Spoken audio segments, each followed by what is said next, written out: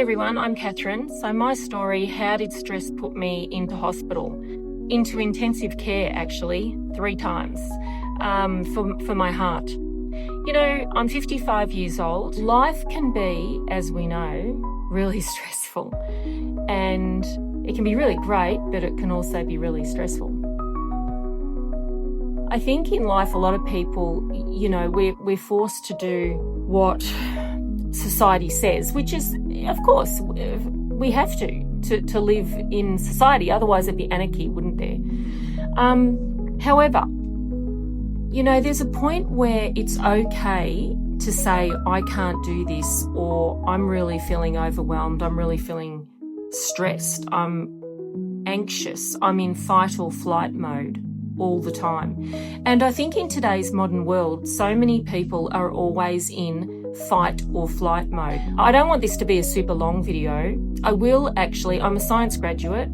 I've studied in science, mathematics and genetics. I have a Bachelor of Education, Science, Mathematics degree. And so I'm well versed on study, research, etc. I'm also well versed on stress, believe it or not. Part of the reason why I've made this channel, Echo Earth, is because what works for me and what helps me may help you. It's just learning to let go and, for instance, just being. Sound energy works for me, listening to really beautiful music, but calming music.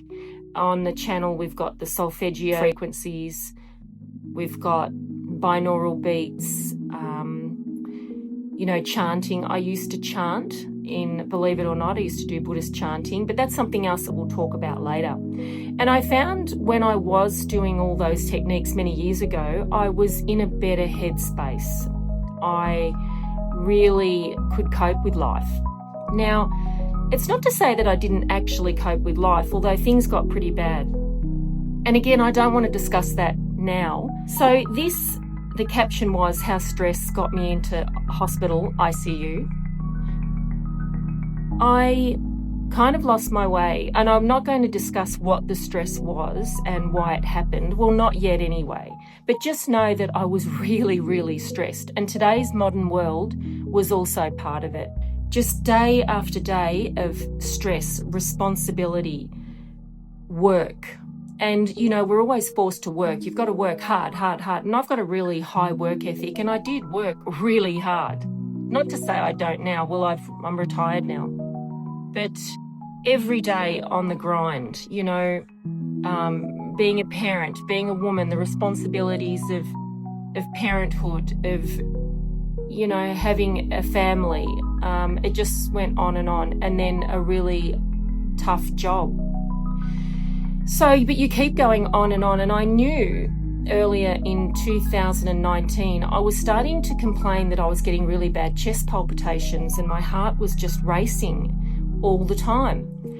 But as you do, you just keep going. And I was just getting more and more stressed, certainly at work. And my heart, a lot of people and friends, I would say, you know, something's just not right with my chest, my heart. Work got more and more intense and life pressures got more intense. I wasn't taking time out for me. One of the videos I've made also is the lost art of solitude, because it's okay to take time out and be, dare I say the word selfish, for yourself. It's not selfish. And again, we'll discuss that in another video as to what I did. And have a look at the video, The Lost Art of Solitude, because I think we've forgotten how to just be. And solitude isn't loneliness. It's making the choice to actually spend time away from all the pressures that today's modern world offers us. So I was getting really, really stressed, as I said. And cortisol, the stress hormone, was just pumping through my system all the time. Now, when I was younger, and certainly I used to run marathons. You know, I've trekked Kokoda, the mighty Kokoda trek in Papua New Guinea. I've done a lot of the tough stuff. I'm not a wallflower. So I always thought, oh, it's okay. I'll get through this. It's fine. I can push through. I'll push through. Well, sooner or later, your body says, I can't push through anymore. And it wasn't mentally that I made that decision. My body made that decision. So I was at work and I had been complaining of having chest pain. Mind you, my heart is really healthy. I don't have any blockages in my heart. I have good cholesterol. I was running. I was really fit. I was 49 years old and I trained all the time. So there was nothing wrong with my heart in the traditional sense, but it did keep beating really oddly. And it had been normal my whole life. I'm 55. I can't remember if I mentioned that. So this happened about 6 years ago. Anyway, I was at work and all of a sudden I felt a flip-flop in my chest, is the only way I can describe it. And something wasn't right. I couldn't breathe properly. I was bashing my chest, saying, something's not right. I ended up in the main office at my workplace and I said to them, I remember to get there, I was literally bashing my chest. And remember, I was a really fit woman. So I went to the office and I said, listen, do you have a defibrillator? Because I think I need it. I just can't breathe properly. And this is from someone who, had been running marathons. I've run a lot of marathons in my life. I trained all the time, really fit. I didn't expect anything like that to happen, certainly not to my heart. So they called the ambulance. They gave me some Disprin just in case, just to thin my blood. I was rushed off to hospital. Now, the words when I was in hospital, and I was really struggling to breathe, it was very, very frightening, which was then the beginning of my really bad health anxiety. And I ended up with severe health anxiety, which we'll discuss in another video. So, sitting in the hospital bed in emergency and waiting, I've had all my bloods, I've got the ECG machine, I think in the US you call it EKG, we here in Australia call it ECG, was just going crazy. The alarms were going off, my heart rate was going from, it was 29 beats a minute, really low, to really fast, 220 beats a minute. It was just going crazy. Anyway, they took my bloods and I had a troponin is secreted into your blood system when your heart's been under stress. Either mostly you've had a heart attack, or certainly your heart has been deprived of oxygen and it's releasing this hormone into your blood. And that's how they check to see if people have had a heart attack. The last thing in the world I would ever have believed would be that I would have had a heart attack. As I said, I was really fit. I didn't drink. I don't smoke. I don't take drugs. I've been a really healthy person. I've really looked after my health. And as I said, very fit. So I didn't expect anything to happen to my heart. And the words when the emergency doctor came in and said to me, your troponin has risen significantly and we think you've had a heart attack. Wow. Talk about, honestly, it was like really getting a bat. Someone hit my head with a bat and I was just like, what? I've had a heart attack. And, my thoughts at that stage were, bummer, I've got lots of money in the bank. I want to spend it. I want to go out and spend it. I thought of my daughter, obviously, and I thought, I'm only 49. I'm too young to die. I mean, of course, death comes into your mind because you've been told you've had a heart attack. Anyway, and that taught me something as well. Why do we leave all this money? We're all so obsessed with money, and I know money is so important just to live and survive, of course. And it makes life easier, but it certainly shouldn't be your God. And I thought, gee, I've been saving all this money, had lots of money in the bank account. And all of a sudden, once I was told I've had a heart attack, I just wanted to get out there and spend it. I really did.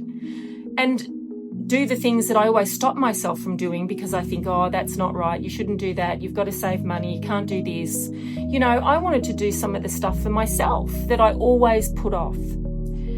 Anyway, Fast forward I was in intensive care for a week. That's cardiac intensive care, where I did a huge workup of tests. In the end, basically, I had the angiogram. I've had where they check to see if there's any blockages in my heart. I've done nuclear medicine, echocardiograms. I had to go on the treadmill and they injected me with a nuclear dye. Then I went into all these machines, all this stuff. So I really had a huge cardiac workup. And guess what? There was nothing wrong with my heart. Nothing. But my heart has released troponin, the heart attack hormone. So, what was it? Stress.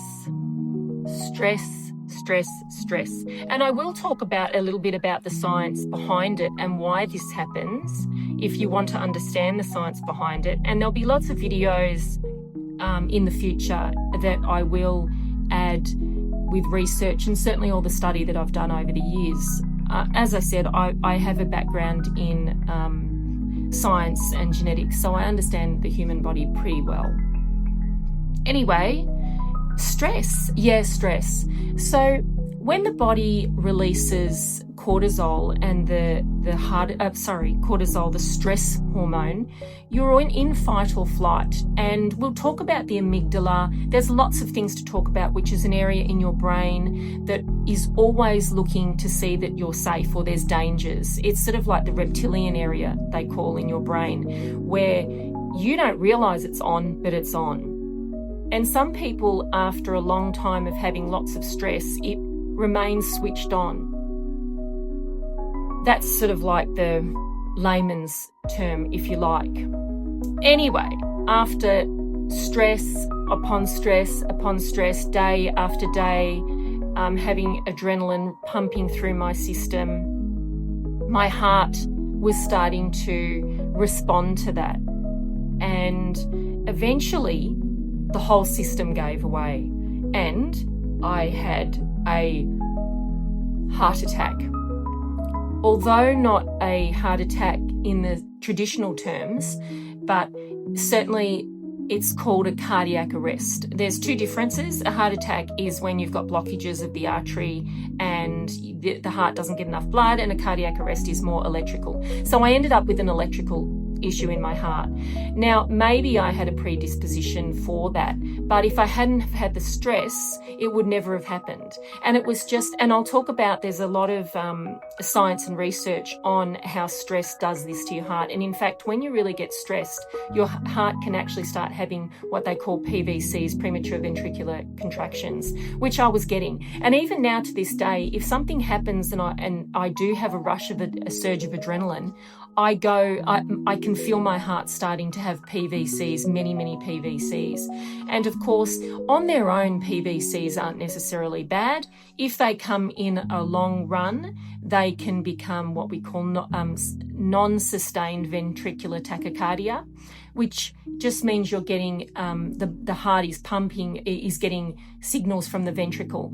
And of course, if the stress continues and things go on, you can actually go into sustained VT or sustained ventricular tachycardia, which is a really serious arrhythmia. So we'll talk about the mechanisms of stress and how that happened.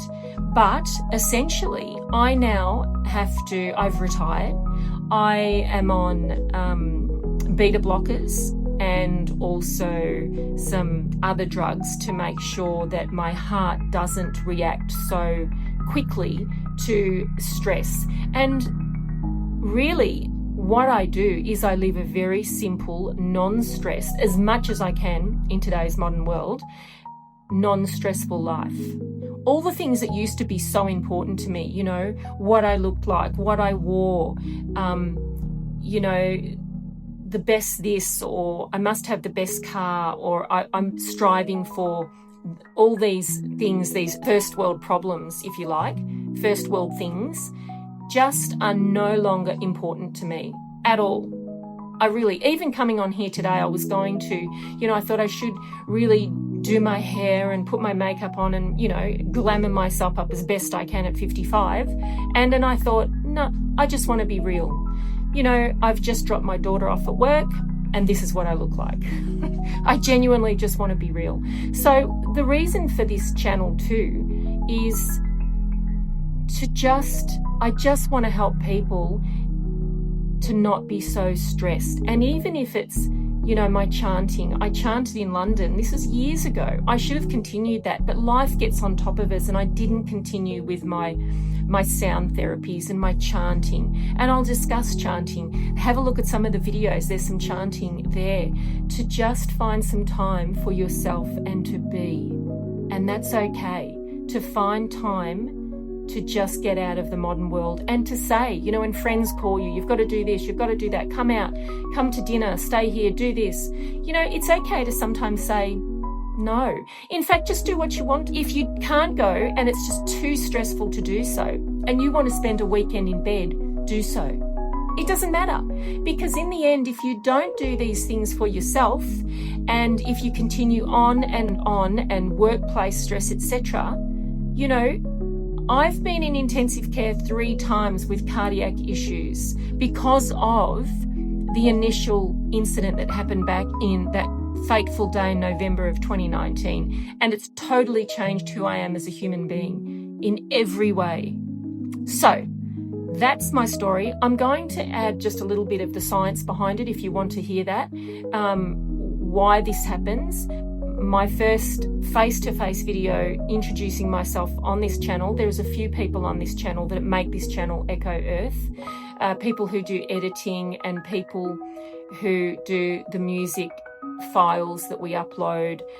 We've got drone footage, and we've got lots of things that are going to come, because the whole channel is based around teaching people to just be a little bit more selfish. We're always taught, don't be selfish, don't be selfish. Well, you know what? It's okay to be a little bit more selfish, to find time for you. Because if you go down, well, then so many other things can go down. When I was in hospital all those times, it's affected so many people and things in my life.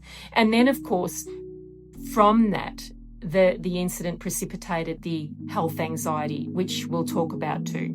So that's my first video. That's how stress got me into ICU. And just one last point. When it's interesting, because then at times, even though I try very hard to live a non-stressful life, there have been points where stress has been really tough after the incident. And each time I'm really stressed, I end up in intensive care, because it really does affect my heart. Okay, so anyway, I'm signing out for now. I'll do a bit of the science. As I said, my name's Catherine, and please like and subscribe. And, I hope this channel helps you in some way.